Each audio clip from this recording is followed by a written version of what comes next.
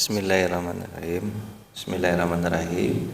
Assalamualaikum warahmatullahi wabarakatuh. Alhamdulillah alladzi bi ni'matihi tatimmus shalihat.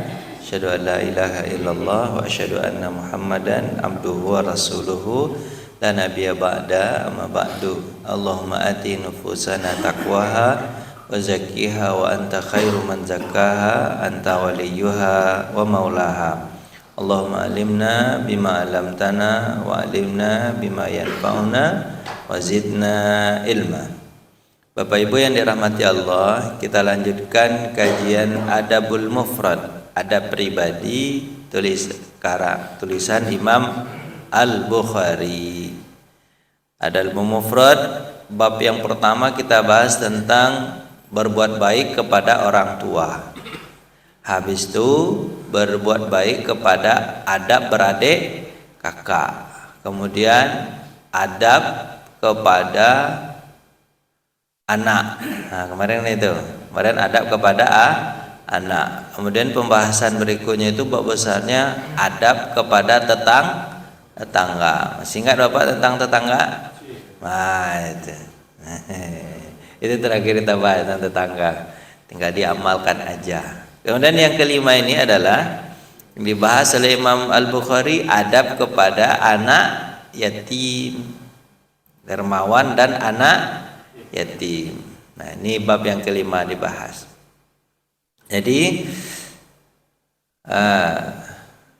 hadis Nabi SAW, hadis yang nomor 129. Nabi bertanya gini, dari Abi Hurairah, hadisnya an Abi Hurairah qala su'ila Rasulullah SAW. Dari Abi Hurairah, Rasulullah ditanya, maksudnya terus orang-orang nanya apa? Ayyun nasul akram, siapa manusia yang paling mulia? Qala, Nabi menjawab, akramuhum indallahi atqakum, yang paling mulia adalah orang yang paling bertakwa. Terus sahabat-sahabat berkata, qalu, mereka berkata, laisa an hadza nas'aluka, bukan itu yang kami tanya ya Rasulullah, gitu. Jadi Nabi menjawabkan, sebenarnya jawabannya betul kan Pak ya? Yang paling mulia siapa Pak? Orang yang paling bertakwa. Benar nggak Pak yang paling mulia? Al-Quran juga mengatakan gitu kan, inna akramakum indallahi atqakum. Cuman mereka orang-orang sahabat bilang, kami bukan nanya itu ya Rasulullah, yang lain gitu. Bukan jawabannya nggak betul, cuman apa? Yang lain maksudnya. Terus laisa an hadza nas'aluka, bukan itu yang kami tanya. Qala fa akraman nasa, terus Nabi menjawab lagi, oh itu kan gitu. Udah, kata Nabi SAW, mungkin jawabannya begini, fa akramun nasa Yusuf Nabiullah ibnu Nabiyullah ibnu Khalilullah.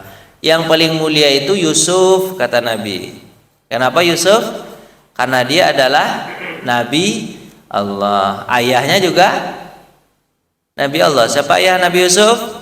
Yakub. Kakeknya juga Nabi. Siapa itu? Nabi Ibrahim. Jadi Pak, anak, ayah, kakek semuanya Nabi. Nah, ya kan?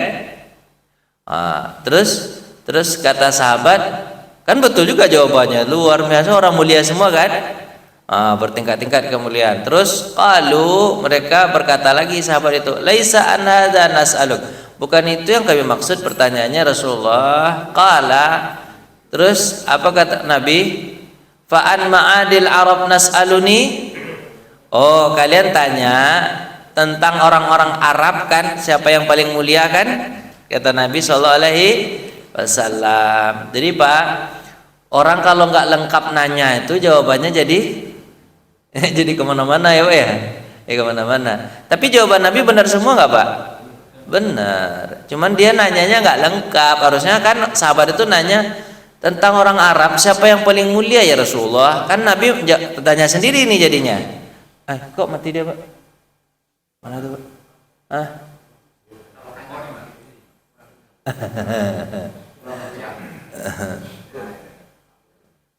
Oh gitu.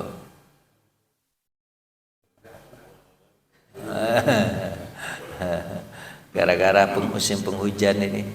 Musim penghujan.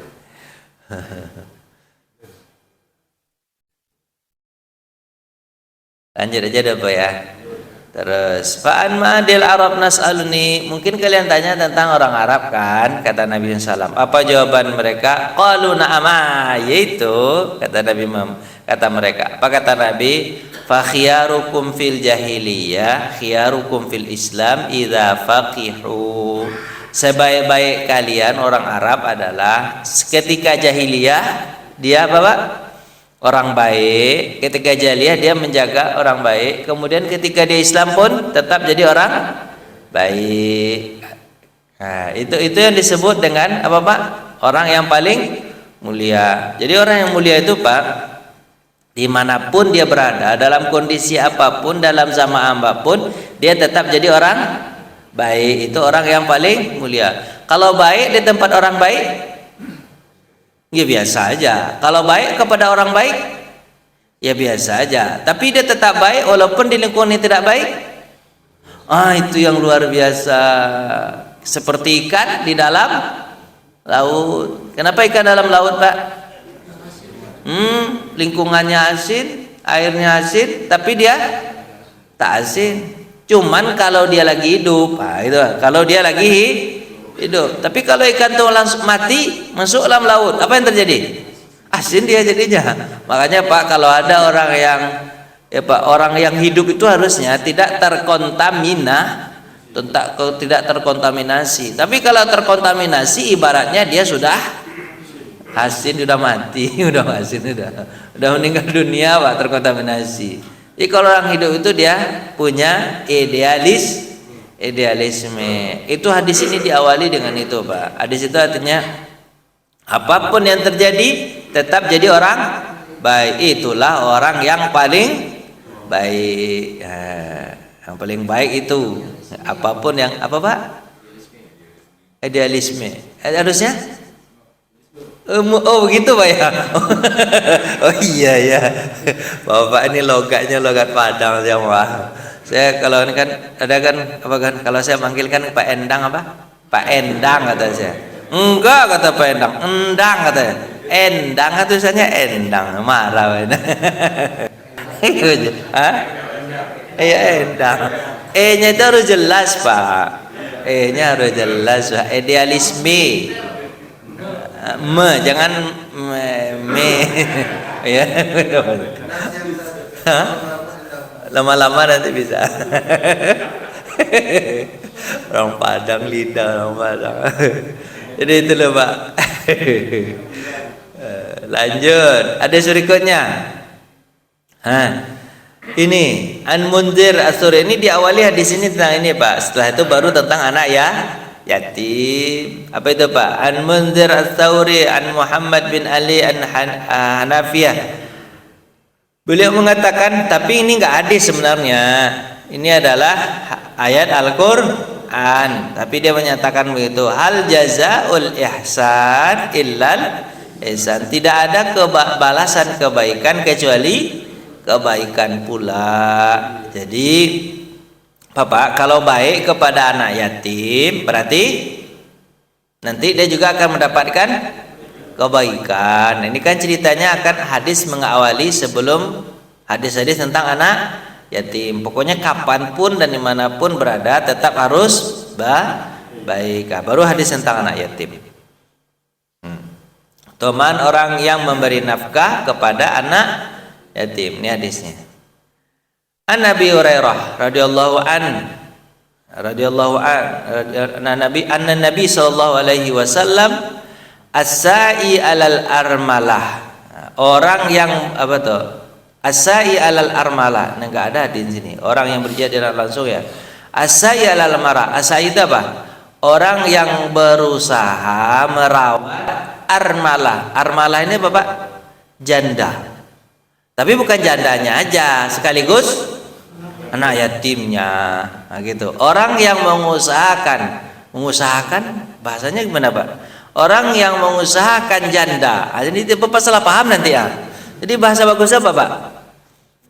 Orang yang berusaha merawat. Kalau merawat merawat nanti menikahi atau apalah, terserah apalah bahasanya. Asa ini katanya usaha apa ya? Orang yang mengayomi lah. Orang yang mengayomi janda sekaligus apa, Pak? Maksudnya anak yatimnya juga. Pak Wendy itu orang yang orang yang mengayomi janda.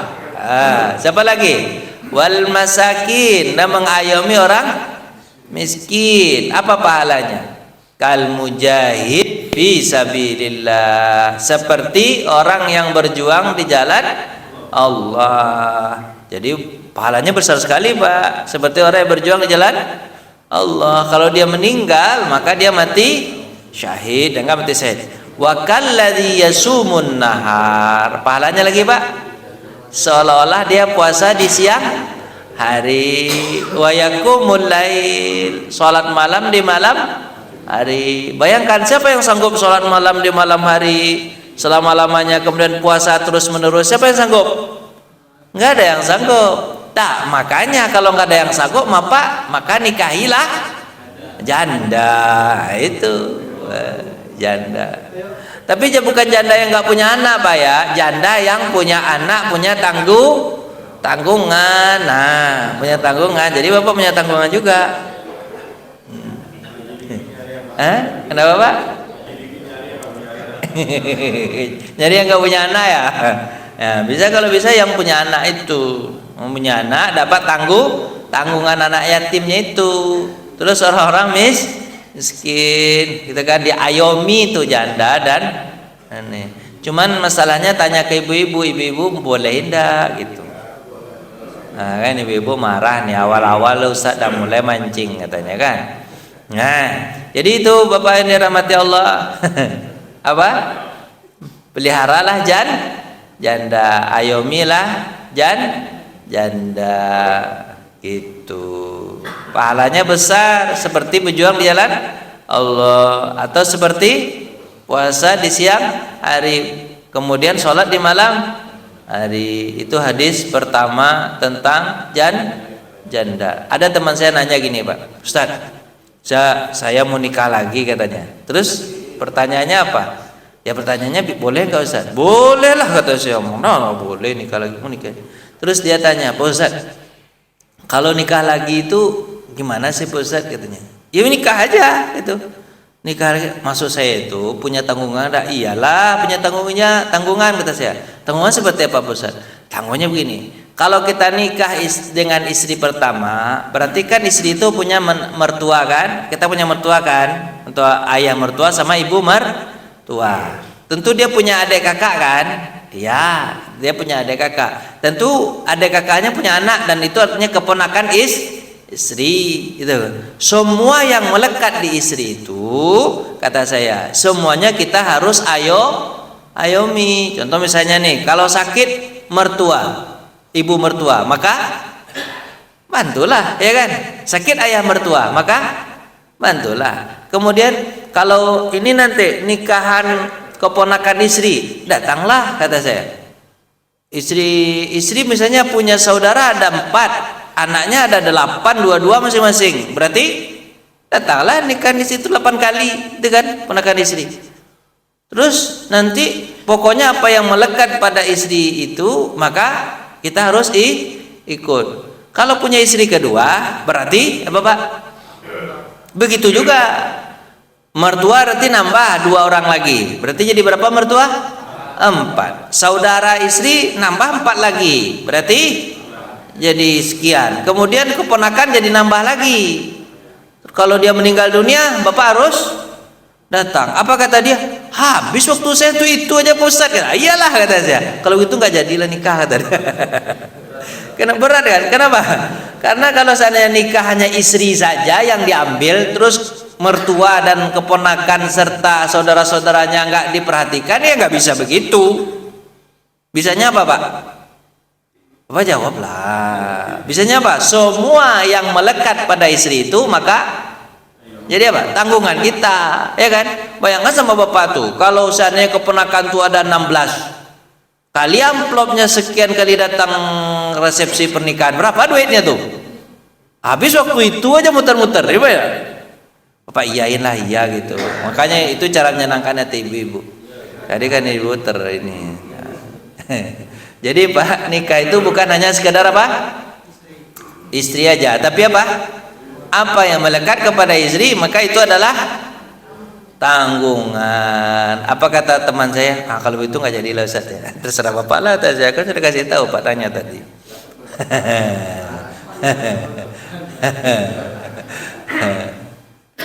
Lanjut, hadis keberapa nih? Hadis keberapa? Babnya ke-74, tapi hadisnya berapa nih? 132. Ini Pak. An Aisyah, dari Aisyah, zaujun Nabi SAW, istri Nabi SAW, qalat, berkata, ja'ani imra'atun ma'aha ibnatani laha, telah datang kepadaku seorang perempuan, dia membawa 2 orang anak. Fasa'alatni falam tajid indi illa tamratan wahidatan, dia minta sesuatu kepadaku, tapi aku tidak punya kecuali hanya 1 butir kurma. Jadi berarti Aisyah nggak punya makanan juga, hanya punya 1 butir kurma, berarti miskin juga. Masa Bapak di rumah Bapak ada beras 1 butir? Lebih mungkin. Kurma 1 butir? Lebih mungkin. Ada Pak, saya sarankan sama Bapak untuk ini nih, Bapak belilah kurma Pak sekarang. Kenapa? Karena katanya nih sekitar akhir-akhir Desember ini akan terjadi bencana besar di daerah, di peramalan cuacanya, bukan ramalan ya, perkiraan cuacanya itu kan yang terjadi di Sumatera Barat itu kan ada angin angin yang kuat, kemudian bawa hujan lama, beting beliung, segala macam, hujannya lama segala macam, kemudian jadi banjir. Kan orang Sumatera Barat kan ini Pak, kelaparan Pak. Kelaparan itu gimana? Ya namanya juga banjir. Kalau gempa dulu tahun 2009, saya tahu tuh Pak, gempa tahun 2009 itu barang-barang kita yang ada di rumah itu masih bisa diselamatkan. Mobil kita masih ada, walaupun penyot-penyot gitu Pak ya. Terus misalnya lagi kompor, gasnya masih ada di situ, walaupun rusak, tapi masih bisa diselamatkan, disisihkan, masih bisa diambil barangnya. Tapi kalau banjir, kemana perginya mobil kita nggak tahu. Mobil, kompor, kalaupun ada di situ, tapi udah nggak bisa dipakai. Kenapa Pak? Makanya Pak nggak bisa masak mereka. Kenapa nggak bisa masak Pak? Ya habis semua, habis semua. Terus bantuan yang patut untuk mereka itu bukan Indomie. Kenapa? Susah masak. Masak pakai apa? Mungkin masak pakai kayu, mungkin bisa ya. Kayu kan banyak ya. Oh iya, kayu kan banyak. Kayu kan banyak. Bisa juga ya. Hujan bayu basah ya. Kayu gelondongan segede-gede itu, ya kan? Gimana cara membakarnya segede-gede itu, ya? Ya. Terus pokoknya mereka susah, makanya makan bantuan untuk mereka itu adalah makanan yang langsung dimakan. Seperti apa? Roti, tapi cepat itunya, basinya. Apa Pak? Kurma. Kenapa kurma Pak? Itu tanaman. Makanya benar hadis Nabi SAW. Nanti suatu bencana itu, maka setiap rumah itu kalau bisa menanam 1 pohon kurma. Cuman di kita agak susah, kan? Pohon 1 kurma untuk apa Pak? Bertahan hidup. Siapa yang punya 1 pohon kurma, maka dia akan bertahan hidup. Kenapa? Kurma perlu dimasak nggak Pak? Enggak. Pertama, dia adalah buah yang lama tahannya. Tahannya apa Pak? Lama, ya kan? Habis itu kita punya buah, punya makanan. Ya nggak akan mati-mati banget lah, walaupun agak kelaparan juga rasanya. Karena orang Indonesia kan terbiasa makan nasi. Tapi mudah-mudahan nggak mati, Nah, gitulah. Makanya Bapak, ini kan perkiraan cuaca aja. Katanya nih daerah Jawa ini nanti akan hujan, kemudian akan terjadi bencana besar. Nanti Bapak nggak bisa masak tuh segala macam. Nanti mungkin Bapak bisa, ya orang nggak ada jualan karena banjir semua. Terus gimana caranya? Ya udah makan kurma. Sediakanlah kurma di rumah Bapak agak 1 kilo 2 kilo. Bukan saya jualan kurma, enggak. Ini ceritanya cuma kalau saya jualan kurma kan sekalian tuh kan. Ini enggak, saya enggak jualan kurma, enggak. Cuman menyarankan aja. Kalau ada juga enggak apa-apa. Enggak jualan. Hah? Nah, sekilo lumayan lah gitu kan. Ya, bisa bertahan 2 hari 3 hari lumayan kan. Nah, tapi 2 kilo seminggu lah, ya Pak ya. Nah, terus Aisyah ini ceritanya tentang kurma tadi ya. Aisyah tidak punya bapak, tidak punya makanan kecuali hanya sebutir kurma. Terus fa'ataituha, Aisyah itu memberikan kepada orang itu. Bayangkan semua Pak, 1 butir kurma diterimanya juga, dan Aisyah mau memberikan 1 butir kurma. Bapak bayangkanlah pada masa itu sulit benar. Kalau bapak dikasih 1 butir kurma, bapak apakan orang tuh? Remeh betul kan? Remeh kali kau kasih 1 butir. Nah, gitu kan? Nah, kalau kita bapak, kalau orang dulu diterimanya dengan hati senang, diterima, dikasih sama Aisyah. Aisyah cuma punya itu, nggak punya yang lain. Kalau punya yang lain itu dikasih, cuman hanya punya sebutir kurma, berarti Aisyah miskin juga. Terus faqasamat habaina ibnatai, kemudian kurma itu karena dia punya 2 orang anak, dibagi 2 sama dia, dikasih ke anaknya separuh, yang satu lagi separuh. Untuk dia sendiri ibu tadi nggak makan sama sekali. Summa qamat fa kharajat, kemudian dia berdiri, kemudian keluar karena udah nggak ada lagi kan makanan kan. Keluarlah orang itu, ibu itu. Fadakhalan Nabi SAW, ternyata Nabi datang. Fahadastuhu, kemudian aku ceritakan kejadian itu kepada Nabi Muhammad SAW tentang ibu yang membagi makanan tadi. Terus apa? Mayyali min hadhil banatu syai'an. Aku kagum sekali dengan sesuatu yang terjadi tentang anak-anak. Fa ahsana ilaihin, kemudian dia berbuat baik kepada anaknya. Kun lahu sitran finnar, kalau dia begitu kata Nabi SAW, apa yang kamu ceritakan, perbuatan itu adalah menghalangi dia dari api neraka, gitu kan? Itu berbuat baik kepada anak sendiri, gitu kan? Nah, kalau berbuat kepada anak yatim, ini kan cerita tentang anak yatim. Kalau berbuat kepada anak yatim, tentu lebih-lebih lagi terhalang dari api neraka. Berbuat baik kepada anak sendiri saja terhalang kita dari api neraka, apalagi kalau berbuat baik kepada anak yatim yang bukan anak kita, gitu Pak. Itu benar nggak Pak? Makanya Bapak, kata Nabi nanti sebaik-baik rumah adalah di dalamnya ada anak yatim. Ada Bapak? Anak yatim. Kemudian dia mendidik anak yatim itu dengan pendidikan yang baik. Itu kata Nabi. Jadi Pak, rumah yang paling baik itu bukan rumah yang macam-macam ini itu. Tapi rumah yang paling baik apa Pak? Yang ada anak yatim. Pak, sekarang gini Pak. Mohon maaf nih. Ini mau maaf aja nih, mau maaf. Kalau ada yang tersinggung, mau maaf. Ada yang tersinggung enggak ya? Enggak, belum disebutkan ya. Nah, gini Pak. Maaf ini fenomena sekarang. Itu fenomena itu nggak masalah sih, nggak masalah, boleh-boleh aja, nggak ada masalah. Apa itu Pak? Orang melihara kucing atau anjing atau binatang peliharaan yang lain, boleh nggak Pak? Melihara kucing boleh, melihara anjing boleh. Anjing yang nggak boleh. Boleh juga, tapi untuk apa Pak? Untuk ke kebun atau jagain rumah, tapi di luar. Cuman kalau melihara anjing ada hadis lain. Kata Nabi apa?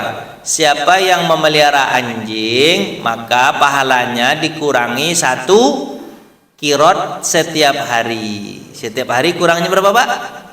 1 kirot. Kata Nabi, tahukah kamu 1 kirot itu berapa? 1 kirot itu adalah sebesar bukit Uhud. Jadi kalau kepengen kalau kepengen melihara anjing juga dan tidak tekor setiap hari, maka harus cari orang meninggal. Kan orang meninggal itu siapa yang meninggal, kemudian dia selenggarakan sampai dia kuburkan, pahalanya 2 kirot kata Nabi. Berapa kirot pahalanya? 2 kirot. Tapi Pak cari orang meninggal tiap hari. Mana orang meninggal? Saya selenggarakan sini biar dapat pahala 2 kirot. Kan untung Bapak, masih untung Bapak 1. Wah, itu caranya. Kalau Bapak ingin apa? Ingin melihara anjing juga, itu kan? Nah, peliharalah. 1 kirot, 2 kirot, itu kan? Kalau nggak ada yang meninggal dunia, Cepatlah kamu mati biar diselenggarakan gitu, suruh kawan tuh mati. Jadi gitu Pak, kalau anjing memang ada konsekuensinya. Anjing itu banyak sekali aturannya dalam memelihara anjing. Bahasa Arab, bahasanya lain Pak. Anjing juga kan? Agak susah juga saya membahasakannya. Kenapa kasar pula ya, memang anjing. Anjir sama aja. Kayak orang Padang aja. Tambah kasar dia Pak. Itu. Gini Pak, memahami nih Pak, satu kucing, kalau pemelihara kucing atau ini, satu kucing harganya bagi pemeliharaannya hampir sama dengan pemeliharaan satu manusia Pak. Kalau kucing segala macam itu boleh Pak pelihara, nggak ada masalah. Ini mau maaf tersinggung nggak? Apa Pak? Boleh dipelihara, terus nggak ada masalah.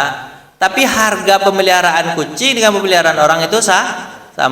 Kucing itu, anjing itu kalau dia dilepas segala macam hidup nggak dia Pak? Bisa nggak dia cari makan sendiri? Kucing kalau dilepas tetap jadi kucing atau berubah dia? Tetap kucing. Anjing kalau dilepas tetap jadi anjing nggak? Tapi kalau anak yatim nggak dididik, apa yang terjadi? Kalau nggak dipelihara anak yatim itu nggak dididik, nggak ditunjukkan kepada ke arah kebaikan, apa yang terjadi? Jadi jadian, lebih dari anjing, lebih dari kucing nanti jadinya tuh. Karena nggak ada yang didik. Maka manusia itu dia disebut makhluk potensi. Mau Bapak? Potensi, berpotensi baik, berpotensi buruk. Baik kalau dididik ke arah yang baik, akan jadi buruk kalau tidak dididik. Karena manusia itu sering dikalahkan oleh akalnya, oleh nafsunya, ya kan? Makanya tugas orang tua adalah mendidik imannya agar bisa menahan hawa nafsunya, kan gitu Pak. Nah itu tujuannya itu Pak. Mana yatim? Pelihara anak yatim biar jadi manusia yang seutuhnya. Karena manusia itu adalah makhluk potensi. Tapi kalau kucing, anjing, binatang yang lain itu disebut dengan makhluk jadi. Makhluk apa Pak? Jadi dia tetap jadi itu kalau dibiarkan, tetap jadi itu. Kucing, anjing tetap nggak jadi itu Pak kalau dilepas. Tetap nggak ada berubah. Nah makanya Pak, kalau sama harga pemeliharaan kucing, anjing dengan anak yatim lebih baik siapa Pak? Anak yatim, gitu nggak Pak? Oh gitu. Kalau kita melihara anak yatim, kalau melihara anak sendiri aja kita terhindar dari api neraka. Apalagi kalau melihara anak yatim, lebih terhindar nggak? Ya, lebih terhindar. Kenapa? Karena dia adalah manusia yang nanti akan merawat dunia. Pak capek nggak? saya takut harus nanya-nanya terus sama Bapak. Ini hadisnya baru situ. Lanjutkan. Lanjut. Nanti Bapak tanya ya. An Ummi Sa'id binti Murrah Al-Fihri an abihi anin Nabi SAW, dari Nabi SAW. Hadisnya sangat terkenal nih. Ana wa kafirul yatim fil jannah kahataini. Saya dengan orang yang merawat menanggung anak yatim di surga seperti ini, kata Nabi. Seperti apa? Au hakadha, seperti au kadhi, seperti ini kata Nabi. Syakka Sufyan fil wusta wallati tali ibhab. Sufyan itu mengira ini antara jari telunjuk dengan jari tengah. Gini dengan Nabi nanti di mana? Di surga. Berarti dekat nih surganya, jadi teman akrab Nabi. Berarti surganya tinggi Pak ya. Surganya dekat dengan surga Nabi, segini surganya. Siapa itu? Yang melihara anak yatim. Nah, gitu. Pak, apalagi anak-anak sekarang Pak ya. Orang-orang sekarang tuh Bapak, anak-anak sekarang fenomenanya apa Pak? Fenomena ada nih, tapi kita belum lihat betul ya. Tapi udah ada, kita lihat di berita. Apa itu? Namanya free child. Apa Pak? Free child. Anak-anak sekarang, anak-anak muda baru nikah segala macam, tidak mau punya anak. Kenapa Pak? Child free, free child atau child free. Apa itu Pak? Kenapa Pak? Nggak mau punya anak. Kenapa? Nggak mau repot. Kenapa nggak mau repot Pak? Karena anak itu merepotkan, kata dia. Dia kepengen pengen healing gitu Pak ya. Healing macam-macam itu kan. hunting-hunting, kongko-kongko. Itu anak sekarang tuh ada gitu Pak, child free, ya kan? Pengen itu, ya kan? Ya begitu gayanya sekarang anak-anak itu. Terus kadang-kadang kalau mereka ternyata punya anak, nah ini kan banyak kan gitu. Kalau ternyata mereka dapat juga anak, nggak sengaja dapat anak, dia udah nikah misalnya, dapat anak, apa yang terjadi? Dibuangnya anak itu, ditulis surat. Kan ada kemarin di TV itu surat apa? Saya belum menginginkan anak ini, bagi yang menemukan ambillah, kata dia. Tulis surat begitu Pak. Tulis surat begitu. Itu nikahnya sah. Nikahnya apa Pak? Sah. Apalagi kalau tabrakan. Nah, tabrakan bahasa lainnya apa Pak? Apa Pak? Tabrakan apa Pak bahasa lainnya? MBG, MBA. Married by accident. Itu married juga namanya. Married juga. Pokoknya zina lah bahasanya, bahasa kata zina. Zina. Kemudian apa? Lebih dibuang lagi kan anak itu kan. Orang yang nikah, anak-anak yang nikah secara sah aja anak itu nggak mau, dia mau. Maka siapa yang punya tanggung jawab begitu Pak? Kalau gitu Pak? Ya kita lah. Yang apa Pak? Yang apa? Itu tanggung jawabnya di situ karena banyak orang yang buang anak. Sekarang udah banyak kejadian gitu, buang anak. Maka anak itu dianggap anak yatim. Yatim itu sebenarnya apa sih Pak? Yatim itu kan kalau memang definisinya mata abuhu, meninggal ayahnya. Tapi sekarang ayahnya ada, ibunya ada, tapi dia nggak dirawat. Apakah dia sama seperti anak yatim? Bisa diumpamakan sama. Kenapa? Karena dalam bahasanya itu Pak, bahasa dari lughahnya. Kalau yang tadi istilah kan mata abu, apa itu yatim? Mata abu, yang meninggal bapaknya. Tapi kalau dalam bahasa yatim itu bahasanya arti letterleknya itu adalah patah tulang punggungnya. Kasaro apa bahasanya itu? Patah tulang punggungnya itu isinya. Apa Pak? Dal'u itu. Kasaro dal'u, patah tulang punggung. Jadi yatim itu bahasanya Pak, diterjemahkan ke bahasa Arab lagi, patah tulang punggungnya. Artinya apa? Tidak ada orang yang mengusahakan dia. Jadi kalaupun ayahnya ada nih, kalaupun ayahnya ada, pemahamannya, kalaupun ayahnya ada, ibunya ada, tapi tak peduli kepada dia, maka dia bisa dianggap yatim, walaupun bukan yatim secara hakiki, yatim secara majazi. Kalau di Arab meninggal bapak, memang anak itu jadi kocar kacir, nggak punya ini. Kalau di Arab kan yang bertanggung jawab siapa? Bapak, ya kan? Kalau di Arab, kebiasaan Arab. Tapi kalau di kita nih, Sumatera Barat lah contohnya, di Paris, Periaman sekitarnya. Kalau meninggal ayahnya Pak, masih hidup ibunya, anak itu mesti terjaga, karena ibu bertanggung jawab. Karena di Paris, kampung saya itu, Periaman sekitarnya, apa itu kampung saya itu?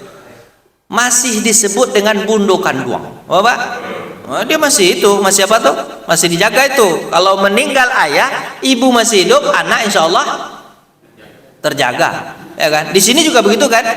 Meninggal ayah, ibu masih ada, anak tetap terjaga. Tapi kalau meninggal ibu, ayah masih hidup, anak kocar kacir, siapa yang jaga? Bapaknya jaga, neneknya yang jaga.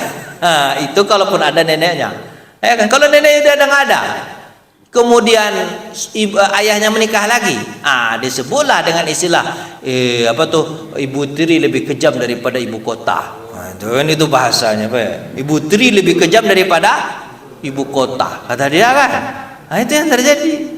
Kalau pakai ibu tiri gitu kan. Makanya kalau meninggal ibu, kalau istilahnya di sini, kalau secara adat nih, meninggal ibu itu lebih parah buat anak ketimbang meninggal ayah. Serius. Makanya ibu jangan meninggal, bapak boleh meninggal. Serius. Kayak begitu jadinya. Kalau bapak meninggal, anak masih terjaga apa? Insya Allah. Kalau bapak meninggal, anak masih terjaga nggak? Ya, masih terjaga. Jadi Pak, jika seandainya kita melihat anak yatim, yang kita katakan anak yatim adalah yang meninggal Bapak, bapaknya, ya kan? Ternyata ibunya masih mengayominya, itu alhamdulillah. Tapi ada yang meninggal ibunya, kemudian bapaknya masih hidup, anak itu seolah-olah antara mati dan hidup, maka kasihlah bantuan. Karena dia ibarat yatim secara majazi. Atau mungkin ada ayah, ada ibu, tapi tidak dirawat, berarti yatim secara majazi. Karena tulang punggungnya yang tulang punggungnya yang patahnya, dia hidupnya tidak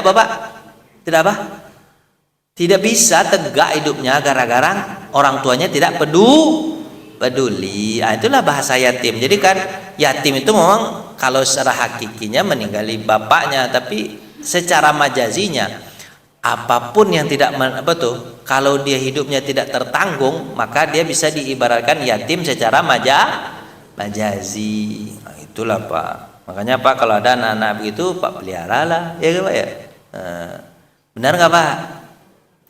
Pak, tanyalah Pak. Habis waktu kita nih, tanyalah. Nah, kan nggak ada lagi yang nanya nih, gimana caranya nih? Lanjut aja lah kalau gitu. Mudah-mudahan ntar lagi bunyi ini. Pak Raja, tanyalah Pak Raja. Pak Marno. Oh, Pak Marno balik-balik dia. Pak Marno ada istrinya Pak, kasihan nanti. Lanjut pertanyaan. Pak Raja juga ada ya. Hati-hati nanya Pak, hati-hati. Raja biasa nanya. Pak Raja ada nanya nggak Pak Raja? Oh, belum ada. Lanjutlah kalau gitu. Kalau Pak Raja aja belum, berarti yang lain apa lagi? Anil Hasan, dari siapa Pak? Dari Hasan. Anna yatiman kana yahduru ta'aman Ibnu Umar. Nah, ini apa yang dilakukan oleh Ibnu Umar ya Pak? Ada anak yatim selalu datang makan bersama Abdullah bin Umar. Abdullah bin Umar begitu, walaupun dia tidak melihara anak yatim, kan ada juga orang yang nggak bisa memasukkan anak yatim ke dalam rumahnya, mungkin karena ini karena itu. Tapi kalau untuk masalah makan mengayomi, dia tetap mengayomi. Sebaiknya si anak yatim itu dimasukkan ke dalam rumah. Sebaiknya anak yatim itu dimasukkan ke dalam rumah, kan dididik bagus itu Pak ya. Tapi kalau nggak sanggup, paling kurang seperti apa Pak Abdullah bin Umar ini, anak yatim itu tetap di rumah dia sama neneknya, sama ibunya, nggak bisa dirawat, ibunya juga nggak bisa dinikahi jandanya. Mungkin kenapa Pak?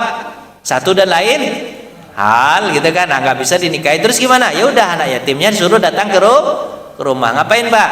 Pada abi ta'amin zata yaumin. Pokoknya kalau ada makan di suatu hari pasti dipanggil anak. Kalau mau makan Pak, Abdullah bin Umar manggil apa Pak?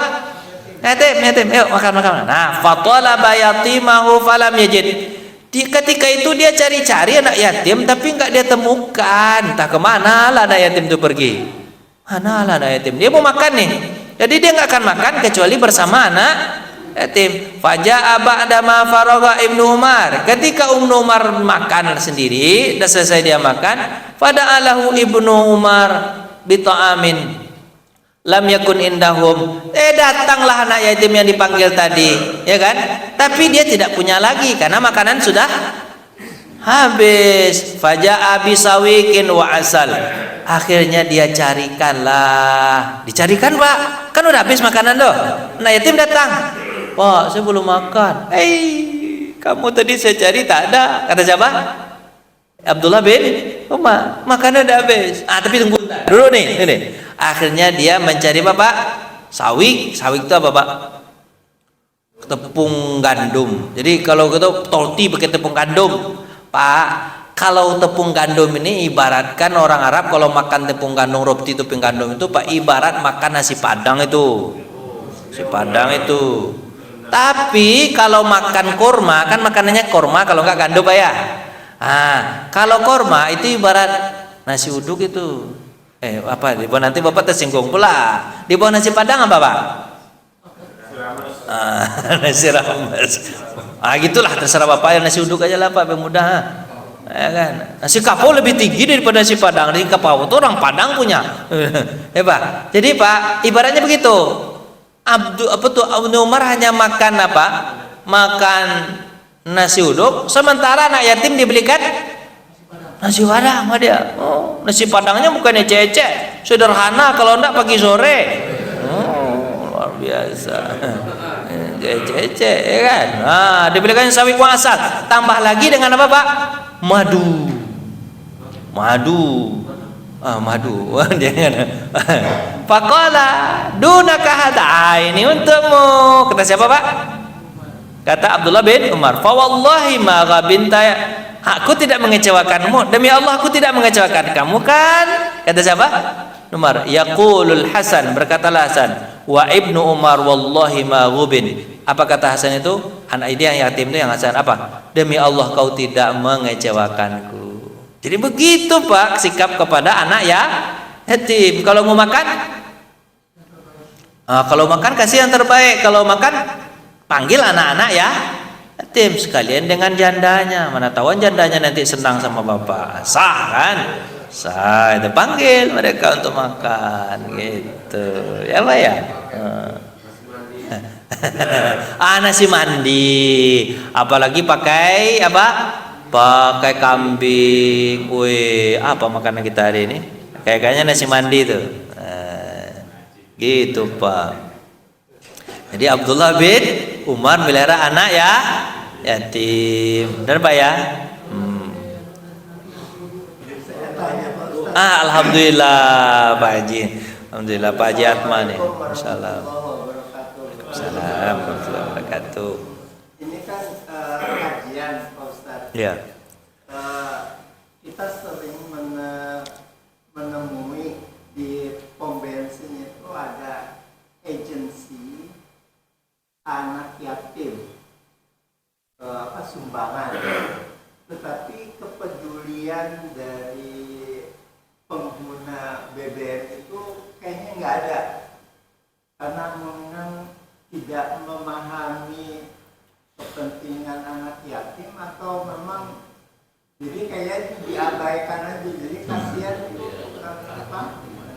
yang sedekah untuk anak yatim, tetapi kayaknya mereka tidak peduli. Nah, ini tanggung jawabnya terhadap umat Islam gimana? Baik, terima kasih ya Pak. Idealnya sih sebenarnya, tapi itu jawabannya pasti beda-beda. Kenapa? Karena dia sudah tataran teknis. Kalau untuk tataran ilmunya, memang kita harus melihara anak ya yatim, ya kan? Melihara anak ya yatim itu tataran ilmunya memang itu. Tapi kalau tataran teknisnya, mungkin itu berbeda-beda jawaban. Beda-beda jawaban apa? Dalam dilihat dari situasi dan kondisi saat ini. Ada yang mengatakan bahwa kondisinya yang minta-minta itu kan gara-gara sebagian orang ada yang memanfaatkan. Sebenarnya dia nggak anak yatim atau apa, cuman pakai kantong anak yatim. Kalau kita ngecek juga kadang-kadang ngecek mana yatim gitu kan. Kalau ingin selamat daripada itu langsung saja ke tempat pemeliharaan anak yatim. Mungkin itu lebih selamat langsung sumbangannya gitu kan ya. Kalau ada yang di depan bagaimana? Di situ nanti traumatik dari orang yang memberi. Kadang dengan informasi yang kita dapat bahwa misalnya contoh ada sebagian gitu pendapatnya, sebagian lain sebenarnya pendapat sebagian apa? Saya takut karena kalau seandainya saya kasih ini disalahgunakan, dia bukan anak yatim tapi adalah pembohong, maka saya akan ngasih kepada orang yang saya tahu saja gitu kan. Bisa jadi dia tidak bisa disalahkan juga, ya kan? Atau dia punya perasaan, terserahlah. Sebenarnya ibadah sedekah itu terserah aja sebenarnya. Mau digunakan untuk apa segala macam, yang penting dia memberi. Ini pendapat yang lain. Kalau yang penting dia memberi, kasih sama orang lain atau dia berbohong, terserah dia. Yang penting saya kasih. Saya nggak mau tahu apakah dia bohong atau tidak bohong. Sebenarnya ada juga pendapat begitu. Tapi ada juga yang pendapat bahwa yang seperti tadi saya sebutkan, harus selektif. Jangan sampai memelihara hanya ngasih, tapi ternyata dia adalah bohong. Carilah tempat yang kira-kira amanah gitu misalnya. Jadi pendapat-pendapatnya ada yang begitu. Tapi secara ilmunya memang secara ilmunya kita harus melihara anak yatim. Tapi kalau ada tataran teknisnya, terbagi pendapat-pendapat ini dan pendapat itu tergantung situasi dan kondisinya. Itu mungkin jawabannya Pak. Iya Pak. Baik, tadi pertanyaan saya dengan pertanyaan kedua ini hilang pertanyaan pertama.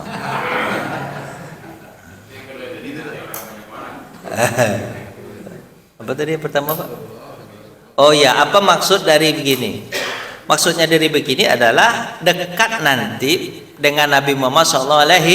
Artinya pahalanya melihara yatim itu apa Pak? Besar sekali, hingga surga dia dengan Nabi itu dekat, walaupun tidak sama. Misalnya nih, yang paling bagus tinggal sekarang Pondok Indah mungkin kan? Di samping-samping Pondok Indah apa Pak? Pondok Pinang, di Pondok Pinang gitu. Ya Pondok Pinang lah. Ya Pondok Pinang. Tapi kan dekat dengan Nabi kan. Tapi jauh bedanya. Pondok Pinang gimana Pak? Tolonglah Pak. Iya sih Pondok Indah memang Pondok Pinang Pak. Tapi jangan begitu betul. Yang lain lah Pak. Pegang Pondok Indah lah Pak ya. Apa kompleknya Pak? Ada ceramah Pak. Iya sering Pondok Pinang. Iya benar ya Pondok Indah. Tapi nggak cocok ya Pak contohnya ya. Terus pokoknya dekatlah dengan Nabi, pahalanya apa Pak? Besar. Itu maksud juga dorongan kepada orang agar memelihara anak yatim. Terus yang kedua, kan katanya dalam surah An-Nisa itu fankihu ma tabalakum minan nisa masna wa sulasa wa ruba'. Gitu kan? Nikahi yang kedua, ketiga, keempat itu apakah harus janda? Jawabannya enggak harus janda. Ya kan? Enggak harus janda. Gadis juga boleh, ya kan? Gadis juga boleh. Tapi tentu melihat keutamaan-keutamaannya, gitu kan? Keutamaan-keutamaannya. Tentu kalau kita menikahi janda, tentu pahalanya lebih besar daripada menikahi gadis. Kenapa? Kalau janda itu dinikahi, dia punya banyak tanggungan, dan tanggungan menjadi tanggungan kita kan. Makin berat tanggungan, makin besar pahalanya. Ya kan? Lebih besar pahalanya kan tanggungan, ya kan? Kalau gini Pak ya. Jadi gini nanti menjadi Pak Ibu, tentang masalah ayat itu, hadis itu memang dilihat dari situasi dan kondisi juga, zamannya juga. Kalau dulu misalnya Pak, nikah banyak itu memang kondisinya begitu. Kakek saya nikahnya 3 Kak. Istri kakek saya 3 nggak salah. Nenek saya juga 3 suaminya. Tapi kan udah meninggal. Kan orang pada masa apa Pak? Masa perang. Meninggal 1, ganti 1 lagi. Meninggal 1, ganti 1 lagi. Jadi 3 jadinya. Ya kan? Begitu juga laki-laki nikah kepada banyak istri itu biasa dulu. Kenapa biasa dulu Pak? Karena banyak sekali laki-laki yang ikut perang kemudian meninggal dunia. Sementara kondisi ketika itu tidak aman. Perempuan butuh perlindungan. Maka melindungi itu siapa? Yang laki-laki. Kalau perempuan mencari uang ketika itu sulit dan tidak aman di luar. Maka laki-laki lah yang mengayominya. Maka ketika itu nikah banyak menjadi hal yang biasa. Tapi kalau sekarang kondisinya aman. Kondisinya Bapak? Aman. Kondisi Bapak aman. Perempuan kalau keluar rumah dia bisa mencari uang, nafkah segala macam, gitu kan? Nafkah segala macam. Makanya sekarang agak diapain orang tuh ya? Ya gimana bahasanya? Pokoknya Pak, belibet saya jadinya. Kalau nikah 2, 3, 4 itu sekarang itu orang menganggap apa? Kurang gimana gitu. Kenapa? Karena kondisinya kondisinya beda kalau sekarang kondisinya gitu kan. Terus istri-istri sekarang juga kata dia, abang kalau nikah lagi pergi aja lah bang, saya bisa nikah, bisa cari uang sendiri kan, itu kata dia kan. Istri sekarang berani gitu ngomong, bapak berani disuruh usir sama istri, abang kalau nikah lagi pergi aja lah bang di situ, bisa pandai cari duit kata dia kan. Gimana ya, kan susah kita jadinya. Maka lihat istri bapak itu agak lemah dikit nikah lagi, tapi kalau gak kuat jangan, berani jangan. Susir apa? Kenapa aku ke situ pembahasannya Allah? Begitu.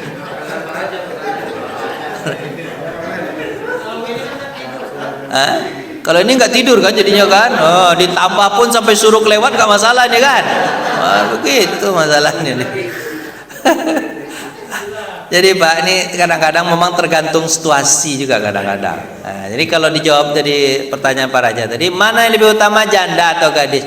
Sebenarnya terserah, Allah tidak menentukan janda atau Hadis. Tapi mana tanggungannya yang lebih berat, itu yang kita nikahi, itu yang lebih utama. Kalau janda tentu tanggungannya berat. Jandanya itu bukan jangan yang nggak punya anak, yang punya anak kalau bisa 9 anaknya. Ya kan Pak besar kalah 9 anak tuh. Oh, gede wala ya. Hah? Dengerin. Ada situasinya begitu, Pak tanya, silakan Pak, silakan. Salam.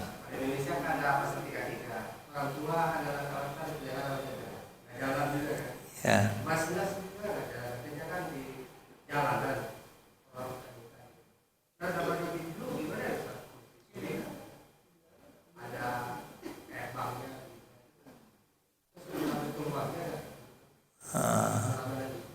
Ya, sebenarnya dia berkaitan dengan iman. Sekarang ini kan orang kaitannya dengan nafsu sendiri kan.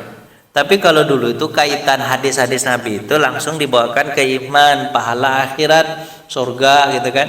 Makanya sahabat itu semangat walaupun kondisi mereka seperti Aisyah tadi.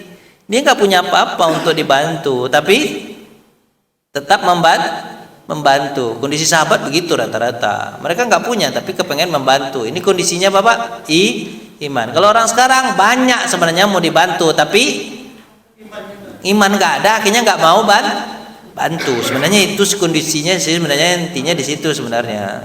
Intinya sebenarnya itu. Kalau iman kuat Pak, pasti itu, ya kan? Tujuan kita itu adalah akhirat. Tapi kalau nggak ada iman ya begitulah jadinya. Nah, Pak Iman ada? Pak Iman, kita kuatkan Pak Iman ini.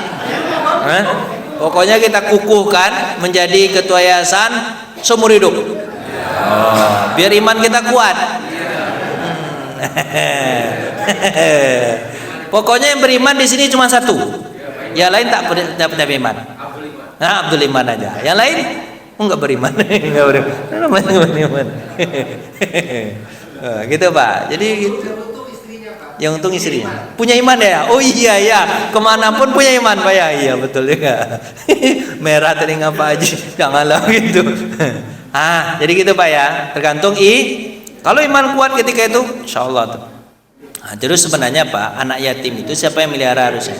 Seharusnya sih bukan kalau idealnya sih anak yatim itu dia diambil oleh oleh orang kemudian dimasukkan ke dalam rumah. Siapa yang kalau dalam hadis Nabi itu yang utama melihara yatim adalah orang yang terdekat dengan dia, karib kerabat kalau bisa yang muhrim dengan dia. Siapa itu? Bibinya, pamannya gitu Pak ya, yang muhrim dengan dia. Terus apakah anak yatim itu langsung muhrim dengan istrinya paman? Ya, kan nggak boleh nikah dengan istrinya paman. Apakah dia muhrim dengan suaminya bibi? Jawabannya ya, karena dia nggak boleh nikah dengan istrinya bibi, suami bibi, istri bibi, suami bibi. Pokoknya kan itu. Jadi sebenarnya anak yatim itu dimuhrimkan, maksudnya di tempat yang muhrim sebenarnya. Kenapa? Karena dia dididik seperti mendidik anak. Nanti ada Nabi.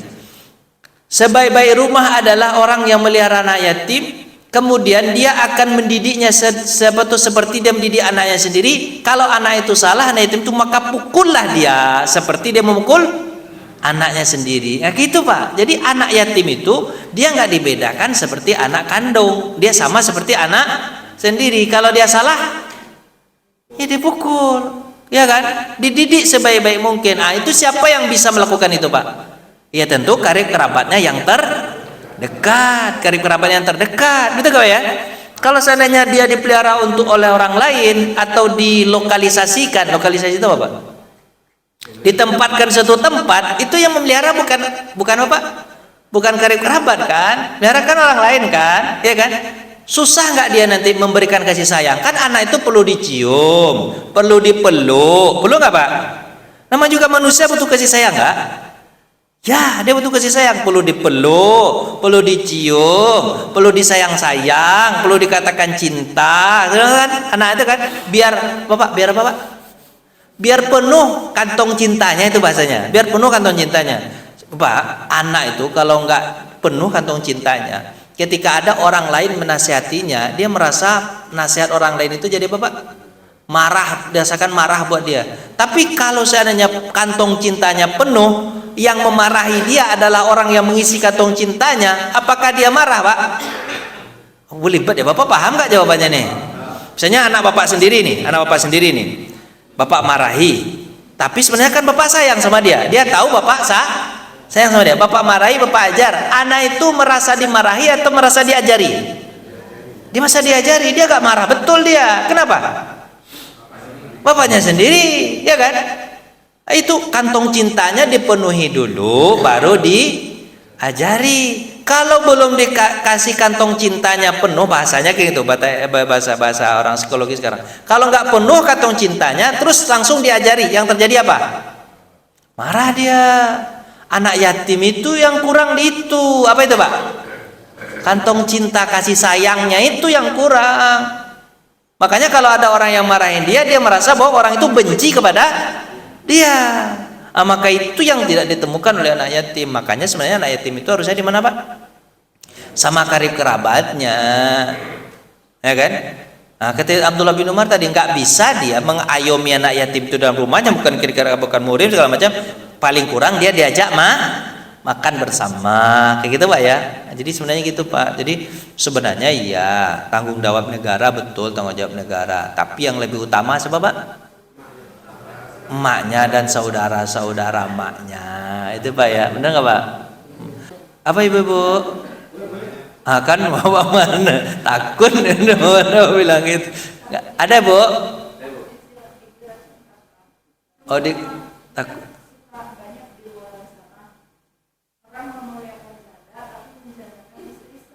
Oh gitu. Aduh, parah ini. Gimana ini? Memuliakan janda, menjandakan istri sah nih. Aduh ya Allah, istilahnya ya Allah. Ya Allah. Iya ya. Lebih sayang sama istri orang daripada istri sendiri ya. Kok bisa begitu ya? Ya Allah ya Rabbi. Tapi memang begitu, Bu. Rumput tetangga biasanya lebih jauh daripada rumput sendiri. Pada rumput tetangga itu rumput plastik. Ya Pak, istri orang itu kan cantiknya. Mohon maaf nih Pak. Kalau di rumah kan istri itu memang dia tidak bisa Pak menjaga lagi wibawanya 100% kayak kita kan apa? Tiap hari sulit kan menjaga wibawa. Tapi kalau istri orang lain nampaknya sama kita itu ketika dia sedang cantik di luar kan, hai kata dia itu di luar. Coba masuk ke dalam rumahnya, nggak nyuci baju, rumah berantakan, itu Pak ya. Nah, rumah berantakan, piring di mana-mana, gitu kan, segala macam, rumah nggak disapu, sakit nggak kepala Pak?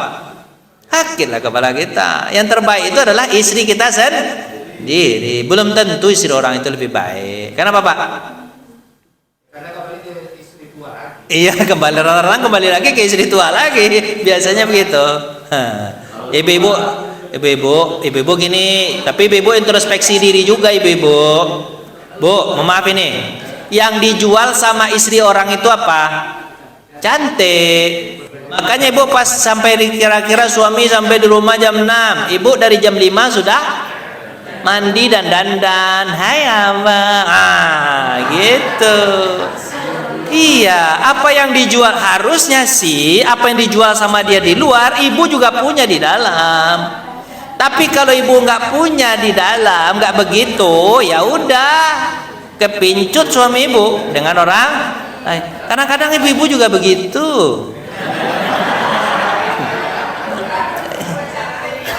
Jadi mohon maaf ini Bu, ini masalahnya. Oh biaya cantiknya nggak ada. Oh la ilaha illallah. Biaya cantiknya haruslah biaya cantik, kasihlah biaya cantik Pak. Nanti ibu-ibu nego nanti, Pak, cantik itu ada biaya. Cantik itu ada biaya, ya kasihlah biaya Bang, gitu. Nanti ibu minta ya. Ujung-ujungnya suami lagi yang susah.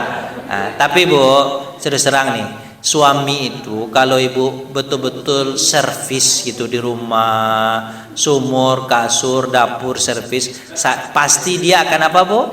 Pasti dia akan berpikir 5.000 kali untuk ngelihat istri orang lain. Tapi kalau servisnya nggak mantap di rumah, yaudah jalalatan dia ke orang lain. Jadi bolak-balik begitu aja Bu ya. Salah bisa di suami, bisa juga dari sisi istri. Ibu mudah-mudahan ya tidak janda sebelum waktunya. Nggak bisa ya? Oh iya ya, nggak bisa pakai apa namanya tuh skincare pakai BPJS, nggak bisa ya? Nggak bisa ya. Ya udahlah Ibu. Kalaupun nggak cantik wajah, paling kurang cantik iman, Ibu ya. Nanti ke iman lagi. Ibu, insya Allah Bu, kalau Ibu baik Bu, suami itu akan berpikir 5.000 kali untuk mencari yang lain. Tapi kalau tiba di rumah Ibu cerewet, suami itu pulang mencari ketenangan. Pas sampai di rumah ternyata nggak tenang juga. Di kantor dimarahi atasan, di jalan ditilang polisi, di rumah dicerewetin sama istri. Akhirnya pusing kan suami itu, bunuh diri dia akhirnya. Dia di rumah itu butuh ketenangan, ya kan? Sampai di rumah dia curhat, istriku aku ditilang polisi tadi. Tenang aja bang, nanti polisi itu kita tilang. Nah, itu balik ya. Ditenangkan dia marahin lagi. Jangan begitu Ibu ya. Pokoknya tenang-tenangkan jiwa suami itu. Rata-rata istri juga makin meluap. Iya. Apa hubungan mungkin makin berkurang segala macam. Nah, gimana caranya triknya Ustaz supaya rumah tangga itu lanjut sampai mati? Yang dilakukan oleh suaminya apa? Kalau kan tadi istri, ini suami dapur sumur kasur. Kalau laki juga udah nafsu gadang tenaga kurang Ustaz. Ya udah nggak bisa juga yang begituan. Apa nih caranya triknya menurut Ustaz supaya bukan hanya seks doang Ustaz? Jadi biar rumah tangga sampai nenek-nenek sampai mati urusan mereka. Tidak ada yang lain. Iya. Rumah tangga itu benar-benar damai, sakinah. Sakinah mawaddah warahmah.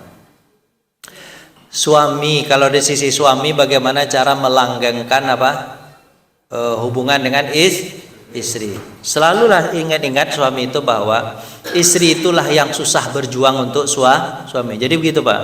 Jadi kita sebagai suami jangan lupakan, ya kan? Yang paling tidak Allah suka itu apa Pak? Melupakan kebaikan orang lain kepada kita. Terutama kebaikan siapa Pak? Istri kita sendiri. Dia yang berjuang bersama kita dari nol. Sekarang kita udah kaya tuh kita tinggalkan. Itu harus kita ingat-ingat tuh Pak. Siapa yang melahirkan anak kita? Dia. Siapa yang merawat rumah kita? Dia. Siapa yang baik selama ini sama kita ketika kita susah? Siapa?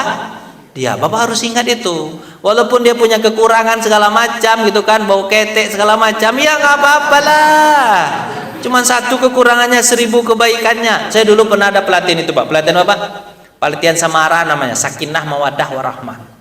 Ini pelatihan itu Pak, awal-awal nikah dulu. Apa itu? Pelatihannya itu adalah dikasih 2 kertas. 1 kertas tulis kebaikan pasangan. Alhamdulillah saya dapat kebaikan istri saya itu 40. Terus istri saya dapat kebaikan suami saya 72. Banyak kebaikan. Di mata dia memang istri itu lebih melihat kita itu lebih baik. Ya kan? Terus kertas kedua, tulis keburukan. Saya dapat keburukan istri itu sama saya 2. Istri itu dapat keburukan saya 1. Ternyata 1. Habis itu dibilang sama mentor itu apa? Coba bandingkan kebaikan dengan keburukan. Jauh lebih banyak kebaikannya daripada keburukannya. Tapi kenapa kok kita melihat buruknya? Buruknya cuma 1 atau 2. Kebaikannya puluhan. Harusnya tidak seimbang kalau kita membandingkan, ya kan? Bandingkan. Makanya apa? Kalau kita ingat keburukannya, maka ingat-ingat pula kebaikannya. Jadi untuk melanggengkan itu Pak, ingat-ingat kebaikan istri itu. Kebaikannya banyak nggak Pak? Banyak Bapak. Tapi ada juga istri Pak. Ada istri bilang apa? Nggak ada, suami saya baik Pak Ustaz, buruk semua. Serius Pak? Serius katanya. Serius, suami ini saya buruk semua. Saya tanya sama Bu, tanya, iya. Kalau ibu ini galon habis, terus yang ngangkatin air galon siapa? Suami, bukankah itu kebaikan? Oh iya ya, kebaikan ya. Lupa dia, maka harus diingatkan dengan kadang-kadang tuh. Lupa dia, kebaikan ya Ustaz. Iya. Bu, rumah ibu sekarang udah beli? Belum. Apa? Ngontrak. Yang ngontrakin siapa? Yang bayar siapa? Suami. Bukan itu kebaikan? Oh iya, kebaikan ya tadi kan. Nah, pokoknya bu, kalau ibu nanti kemana-mana yang bonceng siapa? Suami. Bukankah itu kebaikan? Oh iya, kebaikan. Baru ingat ya Pak, maka harus didetailkan kebaikan itu Pak, baru ingat. Bapak juga harus didetailkan kebaikan itu. Makanya di rumah Bapak tulis kebaikan istri, biar Bapak nggak lupa. Kebaikan istri 1, 2, 3. Jangan Bapak bilang apa?